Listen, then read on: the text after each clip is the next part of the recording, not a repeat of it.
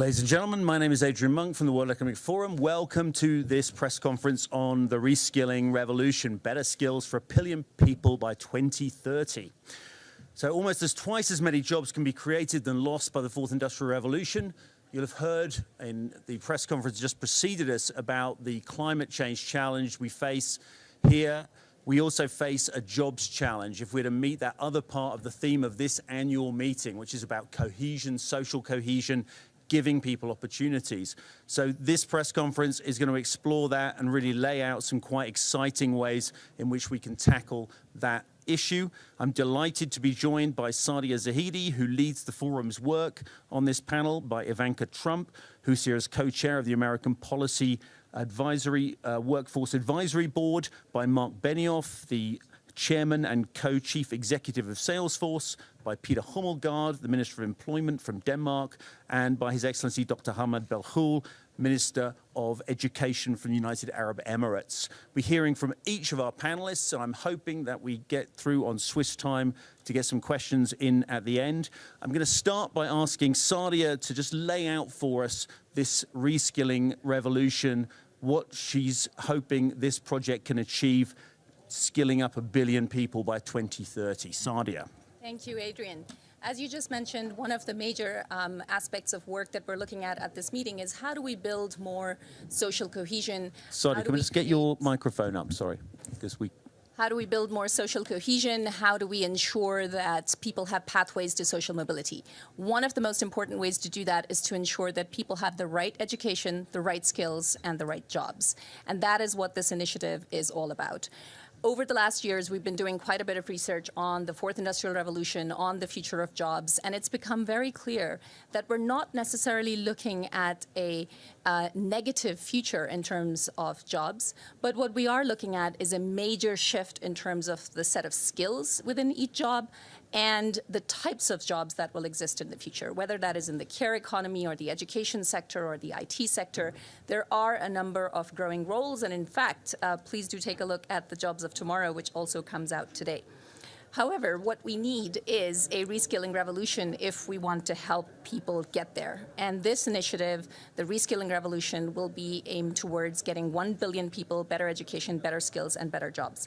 The reason for creating a platform and the reason for doing this at the World Economic Forum is to provide better metrics, better coordination between various policy experiments, better coordination between various business initiatives, and ensuring that there are new accelerated delivery mechanisms that I hope will get us there far before 2030. In order to do that, we've been working with a number of different countries over the last year in particular on the Closing the Skills Gap accelerators.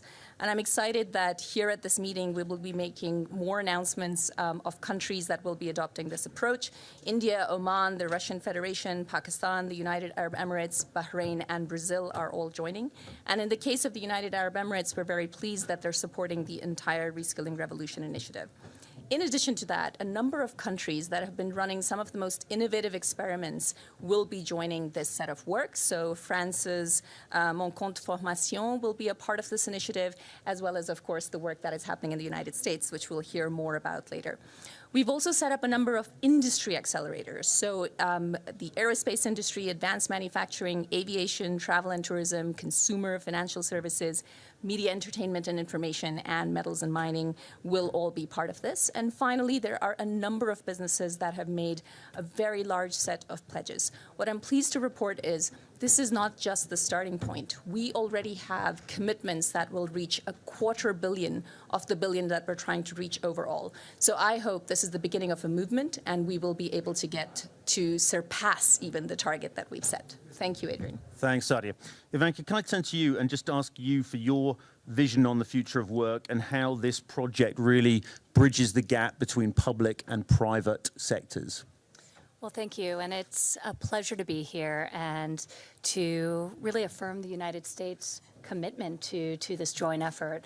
the reskilling revolution, and it's something that we have been deeply focused on in the United States, making sure that our booming economy works for all Americans and that nobody is left behind or forgotten. So we are believers, and you heard the president's speech yesterday. It was highly optimistic about what is in store in the future. We believe in innovation. We don't want to bridle or harness that. But with innovation comes opportunity, new industries that are being created that never existed before. Look at the growth in cloud computing. Mark knows this as well as anyone. He was an original signer of our pledge committing to reskilling 1 million people over the next 5 years. So we thank you for that, Mark. But there are industries that are being created that require new skills, and there are industries that are being disrupted, and then there are industries that are continuing, but the people working in those jobs today are going to require new skills to do their same job tomorrow. So we are taking a holistic approach to this at the United States government and look forward to this convening and opportunity to learn from each other. We've certainly learned on the apprenticeship front. There are great examples here in Switzerland, in Germany. One of my first foreign trips was to Berlin, where I toured Siemens, one of the world-class examples of on-the-job training and apprenticeship. So there's much we can learn from each other. America is trying to harness the interest of business in the shared goal of ensuring that the next generation of American student and the current generation of worker has the skills they need to succeed in the jobs of today and tomorrow. That's why we created our Pledge to America's Workers, which has become, at this point, really a full-blown movement with over 400 companies signing the pledge to reskill close to 15 million American students and workers. And that's 15 million lives impacted, 15 million families impacted, and opportunities created. And it really is an incredible experience. I've toured much of the country, visited close to every state, looking at these type of programs, and the question was about the synergies between the private sector and the public sector, and it's critical.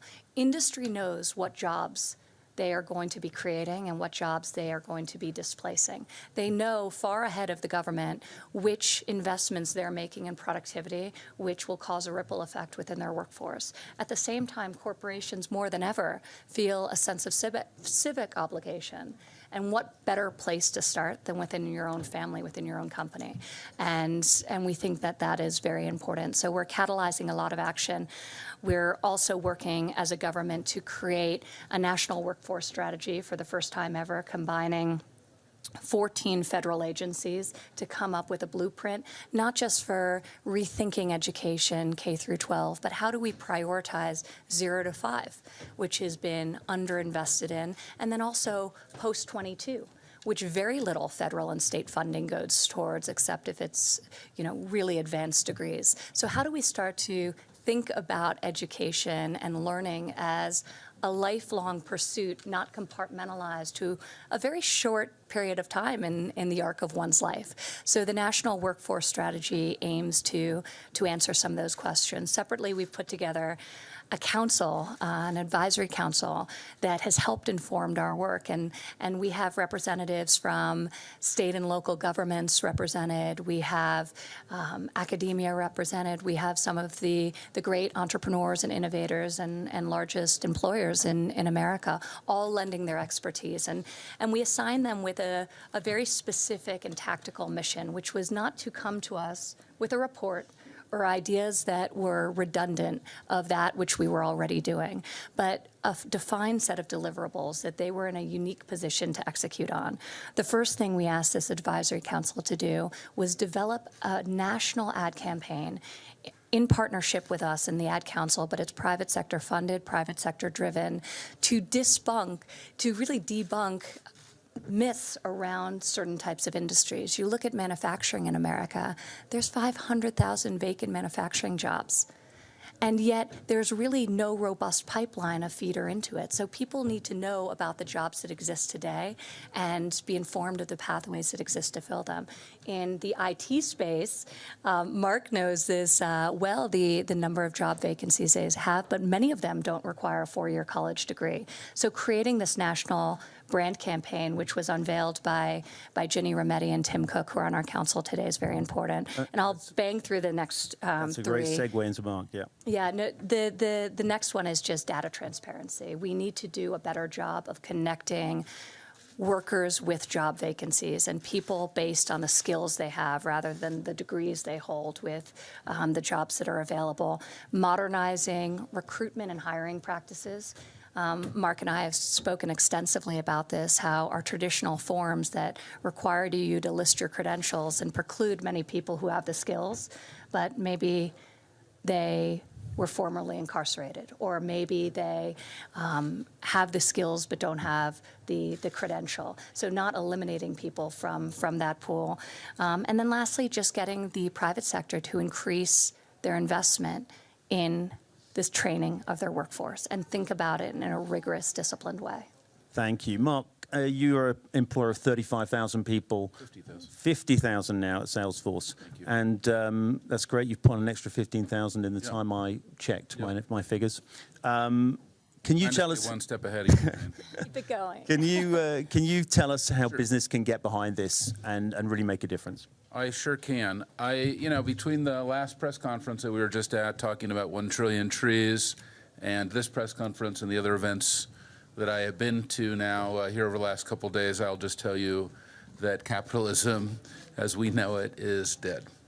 This obsession that we have had with maximizing profits for shareholders alone has led to incredible inequality and a planetary emergency, and we all owe a debt of gratitude to Klaus Schwab and his team for showing us this incredible way forward. And Klaus Schwab is right.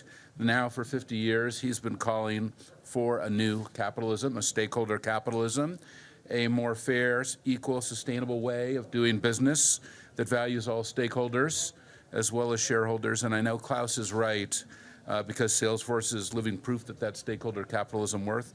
We've had a phenomenal shareholder return, 4,000% since we went public, but we've had a phenomenal stakeholder return as well by delivering hundreds of millions of dollars of grants, by providing training to key parts of the workforce, by running 40,000 nonprofits for free on our service, including the World Economic Forum. And it's why I so strongly believe that when all stakeholders are included, that business becomes this great platform for change. And let me say, because we're here at this panel, that one of these key stakeholders is the global workforce. To make sure that the fourth industrial revolution is bringing along everyone, we need the education and skills to succeed. And that's why I'm so excited about this reskilling revolution, to bring the jobs and skills to 1 billion people. No one government or sector can solve a challenge as big as this. We need a true multi-stakeholder approach, I think very well represented by this panel. And I want to thank you, Ivanka, especially you, for your leadership on the White House Pledge to America's Workers and the passion that you have brought to it to reignite the American workforce. Thank you for doing that for all of us. And Salesforce signed this pledge and will give more than 1 million Americans the skills they need to earn Salesforce credentials and top jobs in our ecosystem over the next 5 years. But I also want to thank you, Sadia. And Sadia, for your work and your research at the World Economic Forum for so many years now in Geneva, showing that if we don't move faster, it will take 100 years before men and women are paid equally for equal work. Your equality report has been transformational for me and our ecosystem. What you have shown is that what is happening with equal pay is unacceptable, and that's why Salesforce has now spent more than $10 million to ensure equal pay, and we conduct annual audits now to make sure that men and women are paid equally for equal work. Now, we need to make sure that everyone has a path to the future. That's why what we are doing at Salesforce since our founding 21 years ago, we've given more than $100 million in grants to education and workforce development organizations, as well as our local public schools. You know, every company can adopt their local public school. It's one of the reasons why here in Davos now, for so many years, we have Davos codes, where in our Salesforce facilities here, we're training the local children on the key skills they need to enter the workforce. It's so important to us. It's also why I'm so excited about Trailhead, our online learning and reskilling platform, which is helping nearly 2 million learners gain resume-worthy skills. And it's open to everyone in the next 5 years. And we're looking to get 10 million learners on that platform. And these people are incredible trailblazers. They're so inspiring to me. Well, I just want to finally challenge all of my business leaders, because as we all know, because we've done so many panels up here, Adrian, with the fourth industrial revolution now over so many years, we need to rise to this moment of urgency. We need to act now. If you are attending this conference, you need to commit to job training. If you're attending this conference, you need to commit to reskilling. If you're attending this conference, you also need to commit to our 1 trillion tree initiative, like Ivanka has done in the US government. So thank you again, Ivanka, for that. And that is what we mean by stakeholder capitalism, serving all stakeholders, including the workforce. And that's how business can be the greatest platform of change. Thank you, Adrian. Thank you, Mark. And Peter, as Employment Minister in Denmark, obviously jobs must be right at the top of your agenda. What is the role of government here in this initiative? Well, first of all, I would like to thank the World Economic Forum for this initiative and for all partners taking a share in making this pledge. I think that Mark Benioff is completely correct when he says that capitalism as we know it is dead, or at least it has to be, in the sense that more and more people, thankfully, are recognizing that the threats from growing inequality, from a weakened social contract, is actually also threatening not only our democracies, but also the very foundation of our market economy. So I think this pledge is the right way to go on that approach, because we need to make sure that people in this world has jobs, and not only has jobs, also has jobs that are well paid, where working conditions is good. And that's why we need to invest more in reskilling. And just to give you a couple examples from Denmark, one example is that most of you, I think, would know is Lego, the company Lego, who produces the Lego brick. Most of our kids play with Lego bricks all around the world. It's a little plastic brick. It can basically be produced all over the world. Nevertheless, much of it is still produced in Denmark, although it cheaper could be produced in other parts of the world. And that's because the Lego is investing in their workforce so that the workforce continuously provides in bettering the production, in making sure that that the Lego brick and what can be built from it is more perfected, is more innovative, and so forth. And if we need to make sure that we have jobs for people in the future, we need to make sure that we have a society that is based on a strong social contract, strong social cohesion. Then we also need to invest in our workforce, in upskilling, in reskilling, and in the general education. That's why we support this pledge. Peter, thank you. Ahmed, from your perspective, you're not just Minister for Higher Education, you also have advanced skills in your ministerial portfolio. How do you see this reskilling revolution playing out in the policy sphere, and how will your country get behind it? Sure. Thank you, Adrian. So first of all, I'd like to thank the World Economic Forum for stepping up in reskilling and making it broader. So now we have a revolution reskilling, which includes education. So reskilling is important for existing workforce. It's very difficult for somebody to become unemployed, but unemployed due to economic conditions can be resolved. And we've seen policies like in the US now have the lowest unemployment rates, so we can go back into employment. However, when you're unemployed because of a skill mismatch, that's a whole different game. So not to undermine the efforts in reskilling, but I think we also want to be conscious of not producing students today that will be unemployed citizens in the future. So I commend you again to include education as part of the reskilling platform. And you might ask, what are we doing here as United Arab Emirates? We're still tackling education, basic education. It's no secret here that our scores are one of the lowest. Globally, Africa and the Middle East score lower in TIMSS and PISA. The UAE is improving. We're 35 in TIMSS and 48 in PISA. But I'm here because we want to make reskilling inclusive. Reskilling somebody, a student who has a high academic attainment, is fairly easier than somebody in Africa or the Middle East who comes with a lower foundational base. So our pledge here is it's a global pledge, but it's one that's more inclusive, that will also include other countries within the region. Thank you. Thank you. Thank you to all our panelists. We have a little window for questions. If I could just get a sense in the room for who has a question, and if you could give us your name and your organization. If we can just take the two hands at the front, please. And if it's a question that we can address to all our panelists on this. Hi, my name is Cao Jie from Phoenix TV, Hong Kong. Can I ask a question to Ivanka? Actually, the training scheme sounds very exciting.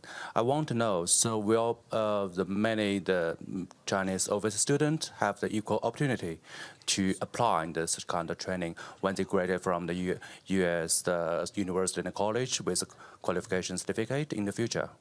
That's a great question. Can I just take the gentleman there? I have a question for Ms. Trump. You mentioned at CES the interoperable learning record. You didn't mention many details about it. I was wondering if you could share a little bit if there's any work been done on that and how it compares with President Obama's electronic health records. And then to Mr. Benioff, the statement capitalism is dead is a pretty controversial statement, especially with protesters outside holding signs saying eat the rich. What would you say to the man who dressed up as Ronald McDonald, who instead of wanting to reskill, wants to maybe violently cause a wealth redistribution? So just taking the first question first, I want to bring all our panelists in and give all of them an opportunity to comment. How portable, that question related to Chinese students, but how portable are these skills going to be for people when they are reskilled? Are they going to have the opportunities to work in countries around the world, or are these skills stay in country? Maybe start at the end. Peter, what's your vision on that? Do you think we're going to be reskilling people to stay in domestic economies, or are these skills going to be things that eventually in the years to come we can take with us and move around with? No, I think that in Denmark, for example, we already are reskilling and upskilling our workforce so that they can take those skills with them to any economy around the world. And thankfully also there's a big demand for especially not only Danish industry technicians, but engineers and so forth. We also have a high demand for foreign engineers in Denmark. But I think we have to skill and reskill our workforce so that they can take any jobs around the world. However, one of the main challenges we have in Denmark is that we still, although we invest a lot in reskilling and upskilling, we still have a lot of challenges to making sure that many of our workers in the workforce who don't have any skills, who have ended their basic school around 7th grade or 9th grade or something like that, that they actually, in their current jobs, see that in order to maintain their jobs at the current positions, they need to reskill. So we need to find a way to crack the code on how we motivate workers already in the workforce to actually get upskilled. I agree with that completely. I think fundamentally, whether it's domestically or internationally, we have to think about skills-based learning as opposed to purely credentials. In the United States, and this ties into the question about the interoperable learning records, there are over 700,000 different forms of credentials and badges and, of course, degrees, traditional and otherwise. So how do we piece these together and say, well, this is the credential, but these are the underlying skills? Employers care about the skills. So now we are in a much more nimble time where we can leverage technology.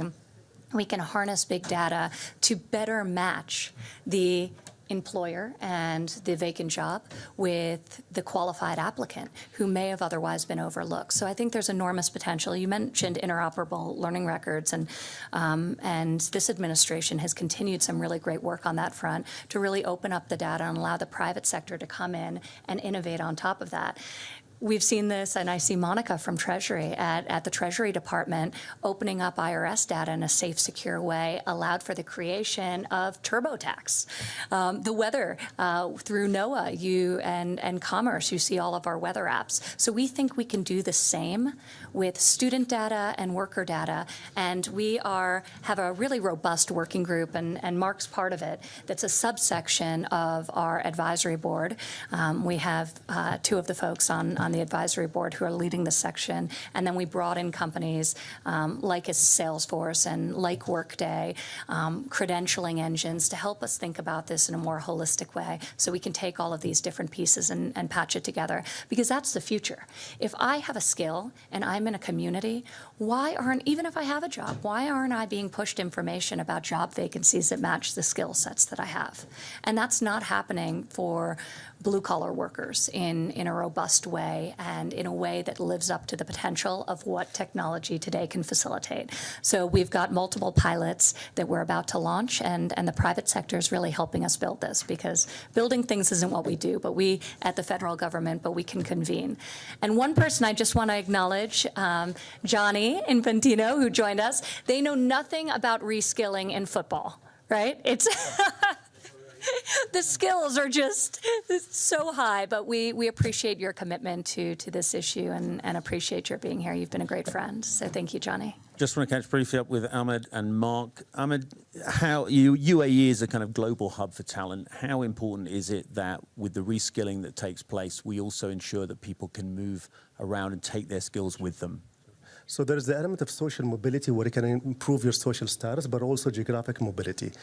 I've always been asked this question. The United Arab Emirates is a net importer of talent. So we have foreign workers constituting about 85% of our population. And the simple question is, why bother? A company at the end of the day could import talent that's ready today. So we did our research, and we found that even from a pure financial sense, it's actually cheaper and more efficient for companies to retrain their existing employees. And let alone the financial incentives, maintaining that culture of that company is vitally important.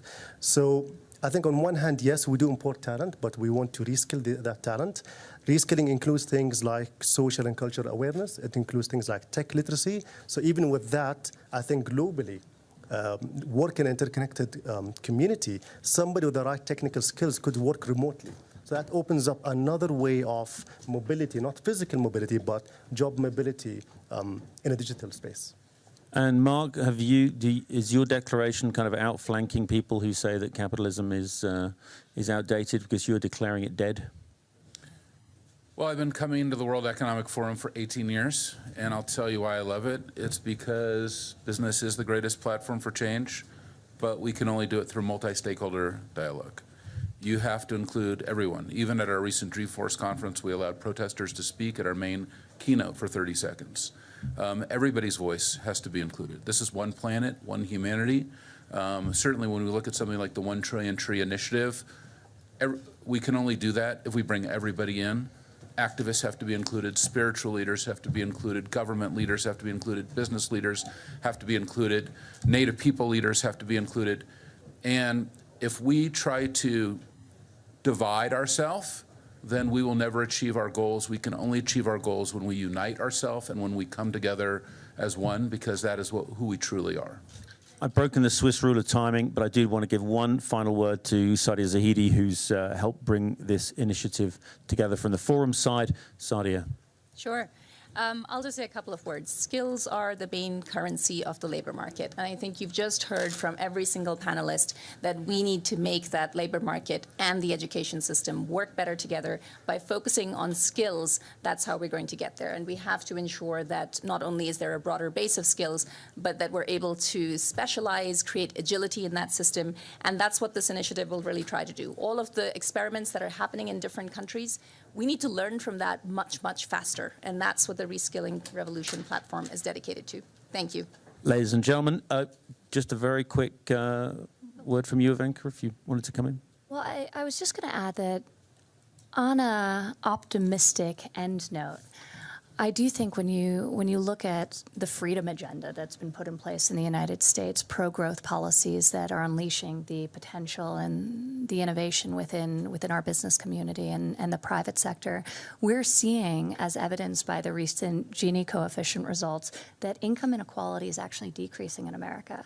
And it's decreasing for the first time in decades because more people are working and wages are rising. And that should make us all very optimistic about the future. So while it is our job and our obligation to have foresight about where disruption is going to happen, some disruption can be very positive. Today in the United States of America, we have the lowest rate of unemployment for disabled Americans in the history of our country, in part because employers are working with disabled Americans to create opportunities for them, but also new technologies are being leveraged to enable them to do work that they otherwise wouldn't have been able to do. I've been on many a factory floor and seen robotic arms and how that's assisting women in doing other work that otherwise they would have been precluded from doing. Actually, you were talking, Mark, about gender equality, and I'm so grateful for your passionate, real, tangible commitment to this topic. In 2019, we just learned that women surpassed for the first time the percentage of people in the American labor market exceeding men. But amazingly, in 2019, of all the new jobs secured in our economy, roughly 1.5 million, 72%, that's the 1.5 million, went to women. So women are thriving, and I do think there is an opportunity to think about this through the positive lens as we also prepare for the changes that our economies are being faced with. Thank you. Thanks to all our panelists. And I know we're going to vacate for the next press conference. I look forward to seeing you at that one. Thank you very much. Thank you. Great job.